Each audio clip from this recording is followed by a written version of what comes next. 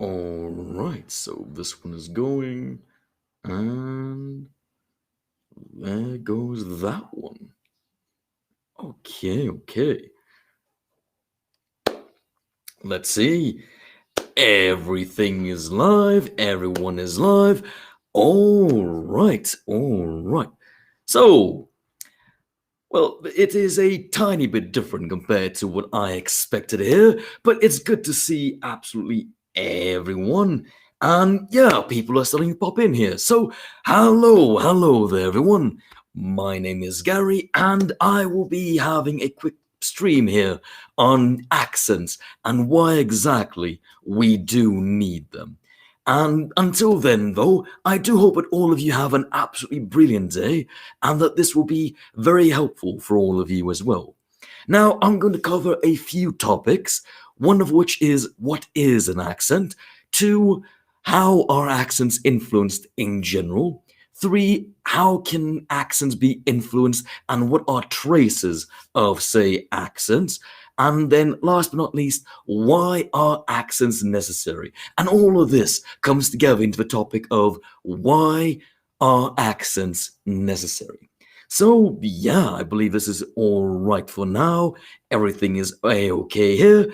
And yeah, now let's officially get started, shall we?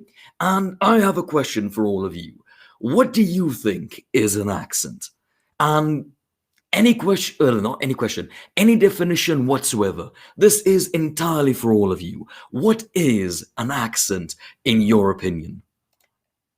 It's an entirely open question. What is an accent? Do. Because, like I said, every single person has his or own probable definition here, and there is no right or wrong answer. So please do give it a go, and then we'll see. Do.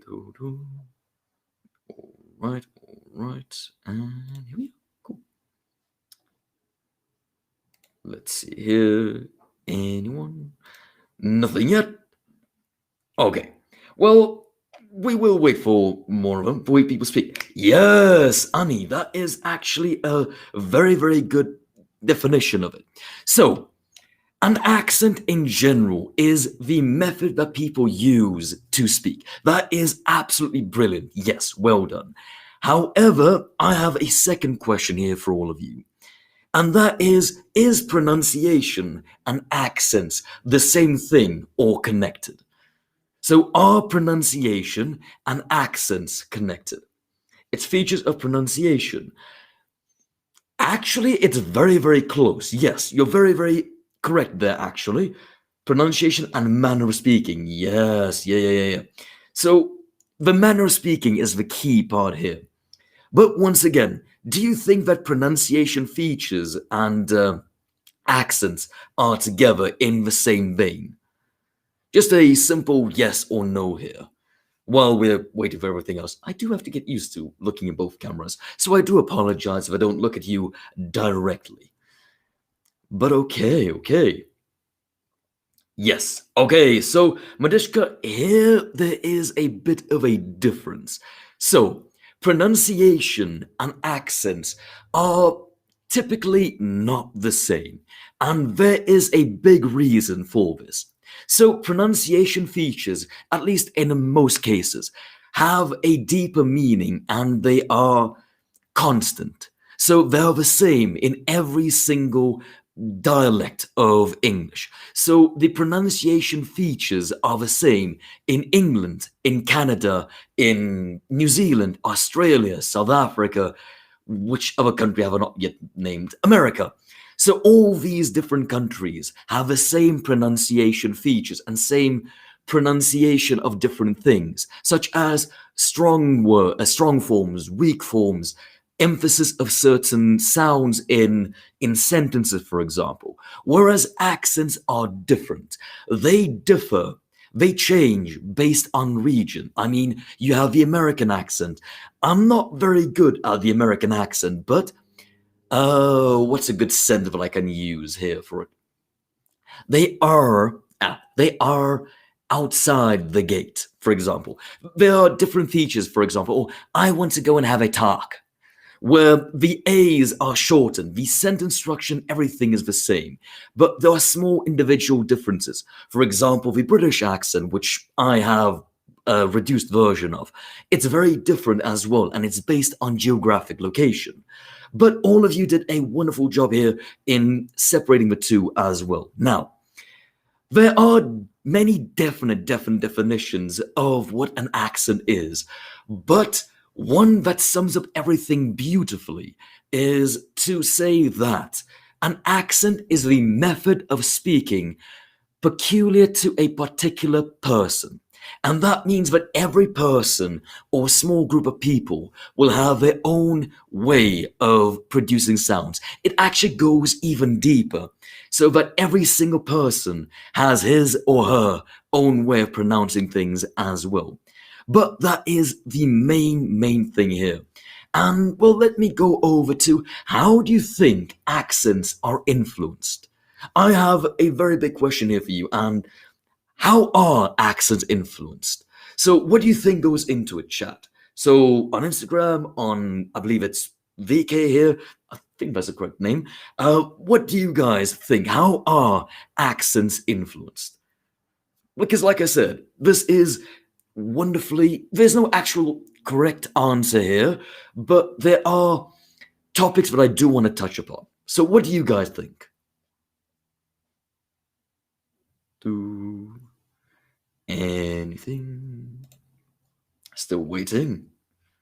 Well, while we wait, I'll have a quick sip of coffee here. All right. So yeah, why do you think? Sorry, not why do you think? Wrong question here. How are actions influenced? Yes, Timur, that is correct. Region is one of the biggest things. Environment and region are one of the biggest things that affect a language. Discombobulated. That's a very good one, actually. I do like that word. It just rolls off the tongue. But to go back to it, right there, Timur, you are correct. Environment is one of the biggest influences. But do you have any other ideas of what might influence it? The quality of communication? Yes, that's a good one. We are currently waiting for the others. And yes. But yeah, so quality of communication, that is a very good one. Environment, also a very good one. And any other factors that you might think of. And then we can move on to this quickly. There we go, there we go. Any others? Okay, well, in that case, let's move on. So, there are a number of big factors that affect your actual accent as well. The main ones, however, are, such as Timur said, region or environment. Then you have your first language, your culture, and last but not least, the history of languages that you're exposed to. For example, if you're young and you're exposed to Spanish, to English, and maybe even to Chinese, then you'll be able to have a different accent compared to someone who's only exposed to English, for example. And that is one of the more interesting factors here. There are a number of papers that actually say this as well. Now, why do you think that the first language, the region, and history of languages you're exposed to affects what your accent sounds like? This is a very big one. So, why does the first language, region, history of languages you're exposed to affect your accent so much? Why are they the main reason? That's what I said, native language group. I guess you are correct. Yes, I am native. From where? That's entirely up to you. We'll get to the question later on here as well.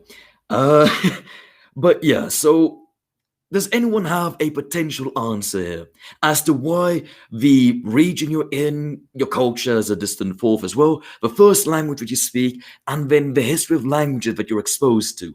Why do you think that these really affect your accent as much as they do? Pronunciation, yes, yeah, that is, it's a main part, yes. because it's what we hear mostly. Yes, Marina, well done, yes. So, the thing is, when we are babies, our brains are very, let's say, they're very moldable. They're like clay. And when we are babies, we're able to produce all the sounds in the, let's say, spectrum of sound that we as humans can create. We can make clicks, we can make rolling R's, for example, and we can also have the throaty sounds and whatnot. But when you are about 1 year, that is when your brain starts narrowing down what it needs to improve and to develop correctly in the environment that you are in. So what it does is it looks at a sound, and if it doesn't hear it in the immediate vicinity, it throws away. It throws it away, and it doesn't go back to it again. When you are below the critical period, that's the age where people can still have that neuroplasticity, the brain like a clay situation, that you can learn things a lot easier. When you're still in that period, you can always go and retrieve those sounds back and put it in your vocabulary again. But the older you get, the more difficult that is to do. And some scientists even say that it becomes near impossible for this to happen. And due to our throat work, Timo, that is correct as well. So yeah, that is what happens here. And like I said, your brain kind of cuts out all the information that it doesn't need, all the sounds it doesn't need. And so those methods of speaking kind of what we call atrophy. They are no longer used, and the longer you don't use it, the more difficult it is to get them back. That's why, for example, you sound so much like the people around you. That's why there's an accent almost for every single city as well. I mean, people in Moscow sound one way. People in St. Petersburg sound one way. People in America, in Los Angeles, sound one way. People in Texas sound another way. One good example is, for example, I hope I can do this one, but the Cali accent. Like, how about you talk to me, for example? That is the stereotypical California accent that I know of. And most people from Los Angeles and California sound like that. Whereas if you go to Texas, for example, they have a lot more, let's say that their tongues are a lot more energetic. And I can't really replicate that one at all. But if you go to New York, for example, they speak more in the throat. Every single city has its own, well, accent based on the people that live there as well. And all right. Well, honestly, Flowers, I'm glad that you're there. So in any case, that is one of the things, and that's why children sound like the people around them. Now, why do we get native accents and why do we get foreign accents? This is another big question that I have for all of you. Why do we have native? Why do we have foreign accents? And then while I wait, I'll take another cup of tea. There we go. So, yeah, why do we have native and why do we have foreign accents? So what do you say, chat? What do you say?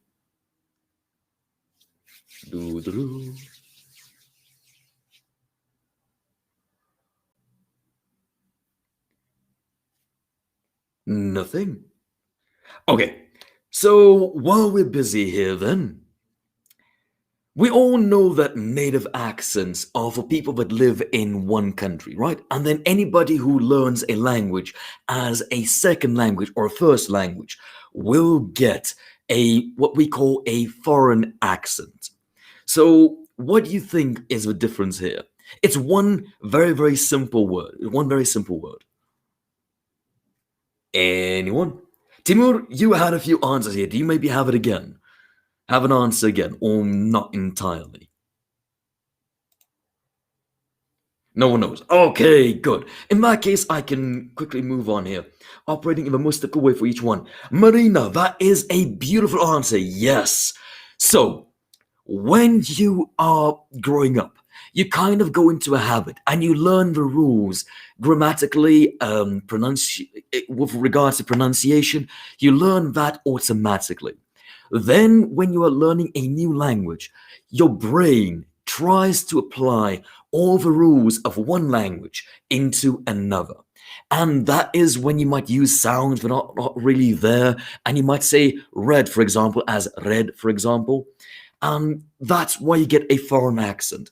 And then in order to become more fluent or near native, for example, in your pronunciation and in your accent, you need to get the correct words and sounds to use in the different situations. That is why there are native accents and foreign accents. So Marina, well done here. It is everyday talk and accent foreign is second language. Yes, well done there, Madishka. Very, very well done. And, well, there is something that I do want to add in. Phonetics, yes and no, actually, yeah. So, partially, you can get there by practicing a lot and making sure that your own accent, the way that you speak, actually, is more reminiscent of the actual language that you're learning compared to what you would be learning. So, for example, in Dutch and German, they have a rolling R, like a R. And if you say red, for example, in English, it sounds wrong and people say you have a foreign accent. However, if you learn to say the R, for example, like the Americans would, they would say that you're more native comparatively. So, yeah, these are things you can actually work on. And that is why, even though some people say that accents are set, they are still for life. If you have one accent, you will never be able to not change the accent. I think that that is completely wrong. With enough effort and enough focus, you will be able to get to a near native-like state where occasionally, where let's say you're angry or you're very sad, for example, when your old accent might slip through, just a tiny little bit, but it's not going to happen a lot. It's really not going to happen a lot in many of the cases. Motions and create particular sounds. That's why we have to learn the motion for new sounds. Exactly, yes. Works differently. Svetlana, yes. Miss Svetlana, I completely agree, yes. So in American English, for example, in the American accent, the mouth and the tongue is often in the front part over here of the mouth. Whereas in many other languages, like for example, Dutch and German, it is more in the back of the throat. So you need to learn all these things as well. So yes, well done here. Very, very well done. Now, let's go over to traces of accents and how accents can be influenced in other ways as well. But before we go on to that, I want to ask all of you, you all know that every country has its own major accent, right?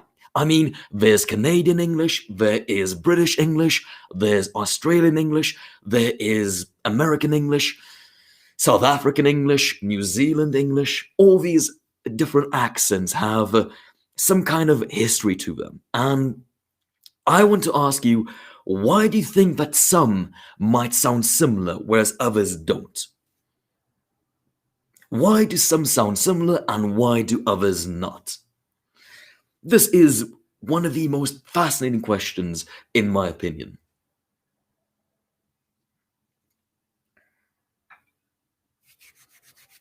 Doo-doo-doo.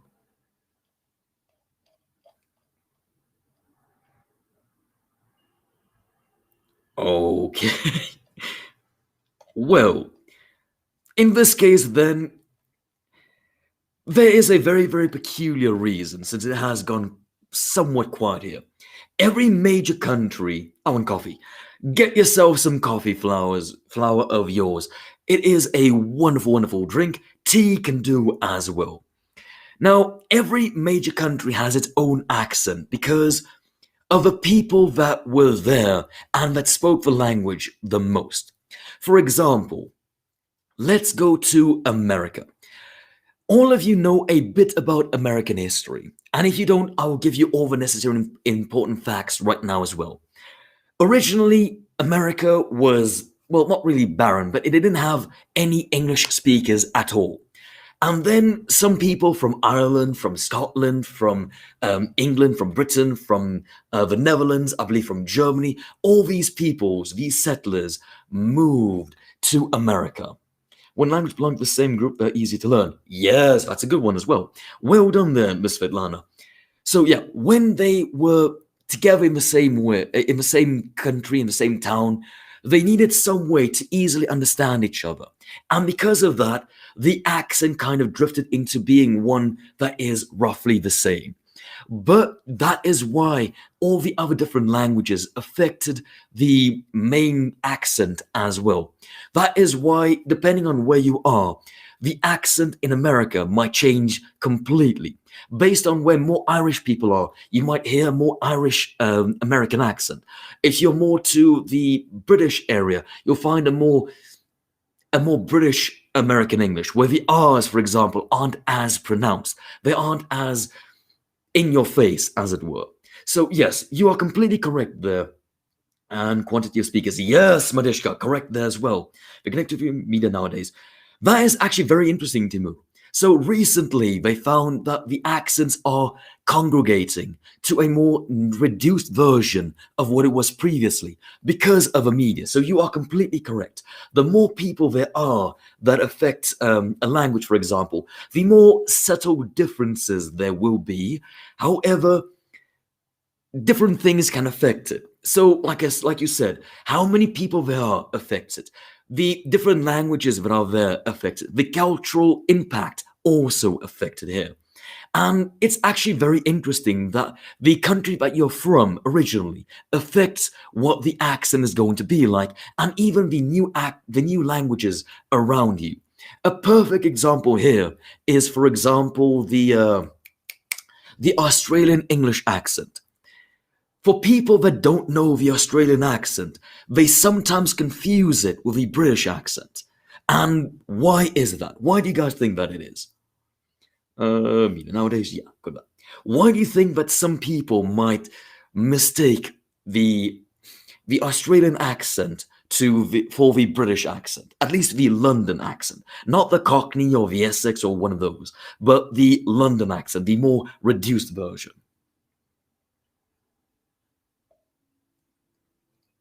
Because that is a very, very interesting topic here. Anyone?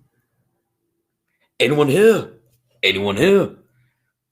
Why do you think they mistake the Australian accent for the London accent, and the London accent sometimes for the Australian accent? Because it's more correct? Well, I want to say something there, and yeah. So the answer there is okay, because I do enjoy the British accent. Yes, technically it is more correct because we're following more of a Latin route. But no, the thing is, most of the Australian accent comes from the London accent. Now, most of you know that Australia was made as a British colony way back when. I think it's like 400, 500 years ago. But most of the people that lived in Australia at that time came from London. And so all the differences here kind of piled up. And now people might misconstrue the Australian accent for a London accent. And it's also the same reason why the New Zealand accent is so similar to the Australian accent. The languages that affected it are those of the people, the indigenous inhabitants that were in Australia when the Brits came to Australia. And so that's why it's a small difference, but not as big a difference as, say, American English and Australian English. I find that fascinating, at least. But yes, easier international communication. There's the RP. The RP is a beautiful accent, just by the way. So yeah. But not many people can do that. It doesn't sound American. It doesn't really, it doesn't. But yeah, so that is why the history of the languages that you have in your own language and your own accent actually affects the accent as well and how you will speak. And well, before we move on to why accents are necessary, this is kind of the end part here. Before we move on to why the accents are necessary, I want to go back quickly to the definition that I gave you a little bit ago, a while ago, essentially, as to what an accent is. It is the method of pronunciation peculiar to a particular person. We all know that we're all different. All of us have our own ways of thinking. We might share similarities, but not entirely the same. And that is the beauty of it. So let's have a random person here. ABS page, for example. You might have a small difference in the way that you pronounce certain things in your native language compared to your friends. Everyone has a different kind of accent because our brains work differently as well. But there are some things that we share. And that is ultimately the beauty of accents and why we have accents. But let's go on to the last one. Why are accents necessary? This is entirely open to all of you. People on Instagram, people on VK here. Honestly, why do you think accents are necessary? I mean, we went over making communication a lot easier, but what about some other answers here? And then we'll go on to some of the questions that you might have. There we go. Then we can go over the question that you guys have.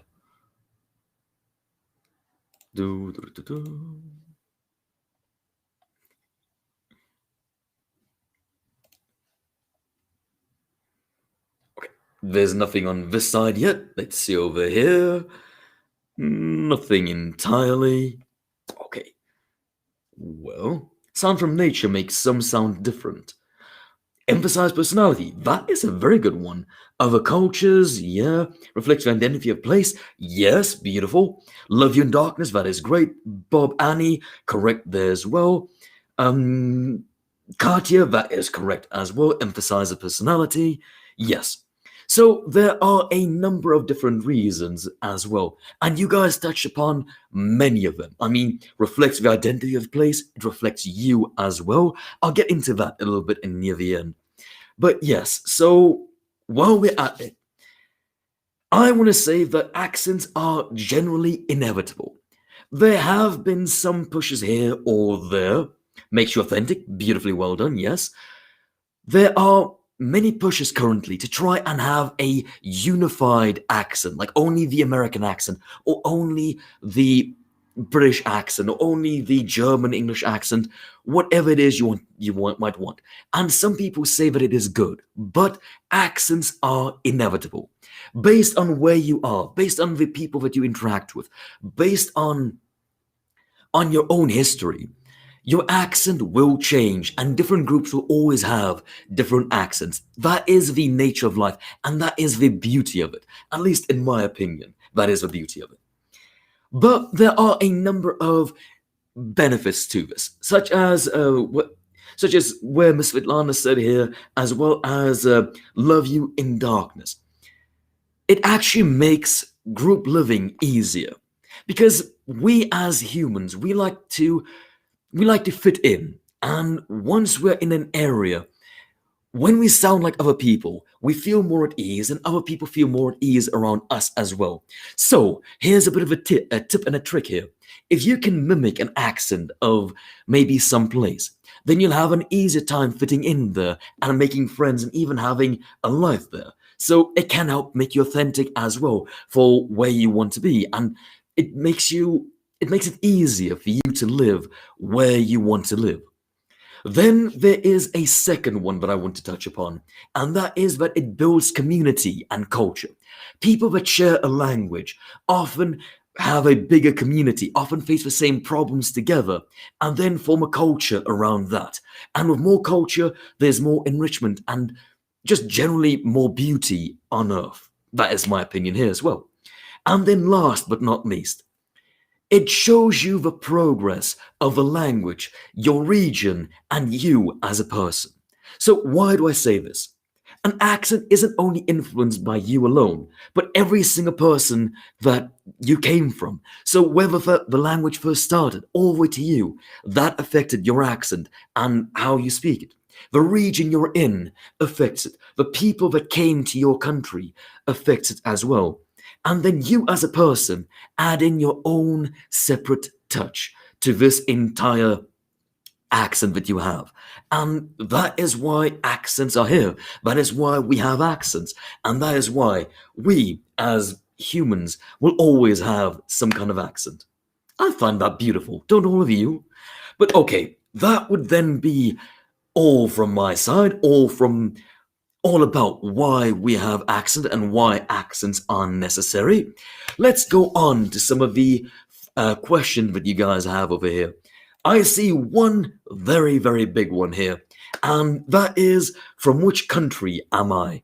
And if you have any other questions, you can also send them either in the chat or to the moderator here. Now, you will not believe it, but where do you think I am from? Well, we're waiting for some of the other questions as well. And thank you, Madishka. I really appreciate it. I'm glad if you guys got something out of this short live stream here. But where do you think I'm from? Another cup of tea. Where do you think I'm from? You're an international one, South Africa. Katya, you are correct, yes. I am a South African, but I was taught English by let's say, a British English speaker, and partially when I was younger by an American English speaker. So I have quite a few things. Vera, I am not from Ukraine, and neither am I from Russia. Hey, Katya, it's good to see you there. It's very good to see you. And so nice to have you here on Instagram as well. And yeah, that is where I'm from. My name is Gary, like Katya here said, and well, I do have a number of interests while I'm here. I enjoy photography, exercising, writing, and overall learning about new things as well. I've been a practicing teacher for quite some time as well, for over 5 years, and I've done many different things, including pronunciation, methodology, grammar, and general training as well. So yeah. Yeah, I do miss all the lesson that we had as well. But we'll have a look. We'll have a look.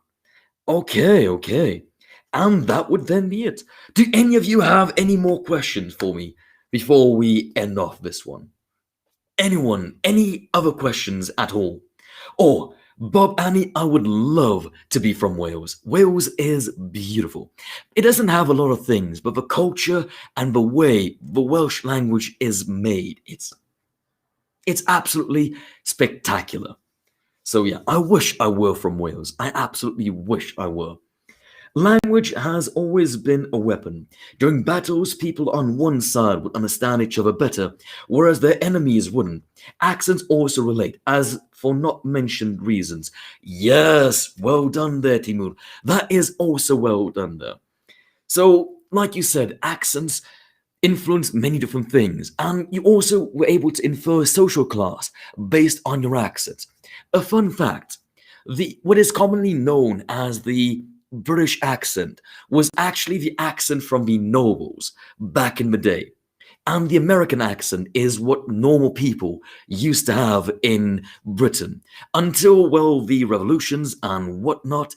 And then, let's say, people somehow or other decided to go over to the to the more noble accent in Britain, and so the classes were squished, and now most people have a similar pronunciation at least. But now there are more classes appearing here and there. It's an interesting issue, but not one we're going to get into here at least. When is your next session, Madishka? That is very interesting. We're going to work on that, but I'm open to a new session whenever I have a new topic. So yeah.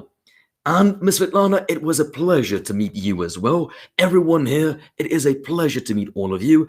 I don't see any other questions here currently. Is there an accent that you hate or don't understand? Oh, that is a very, very good one.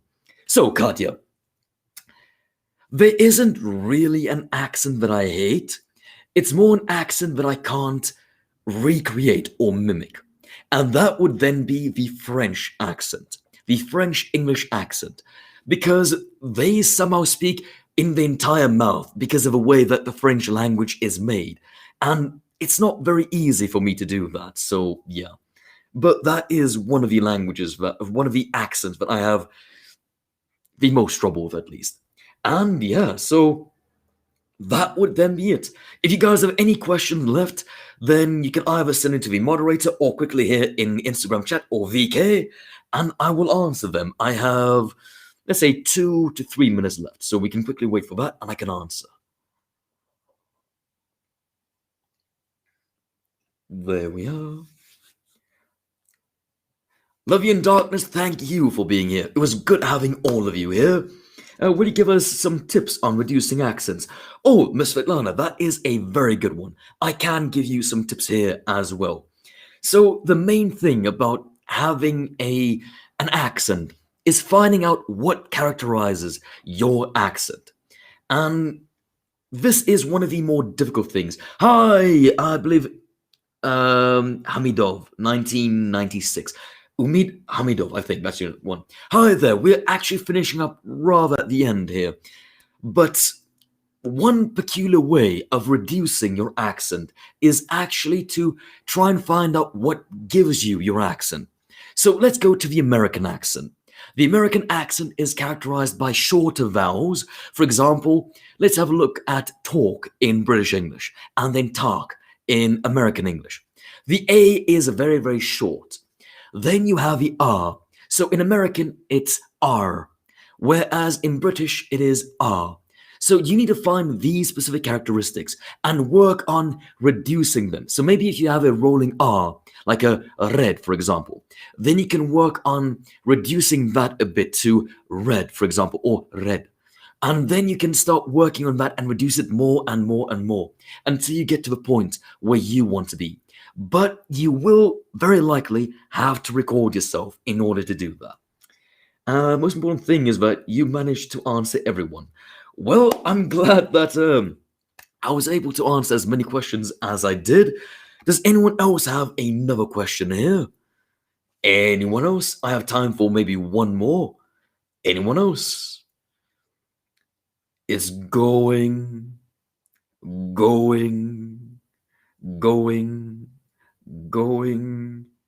and it's gone. Wait, I see one question popping in here. Maybe. Is it? Thank you. And okay. Well, it seems like there are no other questions. Thank you everyone for being here. On Instagram here, thank you so much for everyone popping in here. On the stream here, thank you everyone for popping in as well. And what other languages do I know? Ah, there. Okay, the last question. I know 3 languages in general. And I can, okay, depends on what you want to say. I know 4 languages, but I can speak 3. So I know Japanese, but I can only understand it. I'm working on learning that one.